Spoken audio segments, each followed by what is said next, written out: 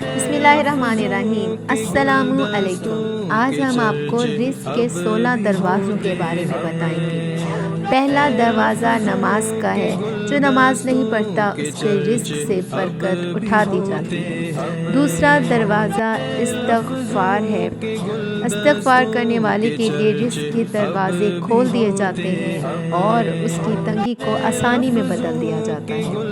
تیسرا دروازہ صدقہ ہے، جس کی بے انتہا اہمیت ہے، جو کہ مختلف احادیث سے ثابت ہے۔ چوتھا دروازہ تقوی اختیار کرنا ہے۔ پانچواں دروازہ نفلی عبادت ہے۔ چھٹا دروازہ حج اور عمرہ کی کثرت کرنا ہے۔ ساتواں دروازہ رشتہ داروں سے اچھا سلوک کرنا ہے۔ آٹھواں دروازہ غریبوں کے غم بانٹنا، مشکل میں ان کے کام آنا ہے۔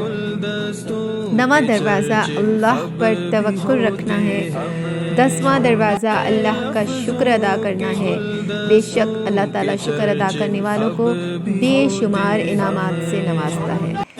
اور 11واں دروازہ گھر میں مسکرا کر داخل ہونا اور اپنے گھر والوں پر سلامتی بھیجنا، یعنی کہ مسکرا کر السلام علیکم ورحمۃ اللہ وبرکاتہ کہنا ہے۔ 12واں دروازہ ماں باپ کی فرما برداری کرنا ہے۔ 13واں دروازہ ہر وقت باوضو رہنا ہے۔ بے شک باوضو رہنے میں بہت سی اور فضیلتیں بھی ہیں۔ 14واں دروازہ چاشت کی نماز پڑھنا ہے۔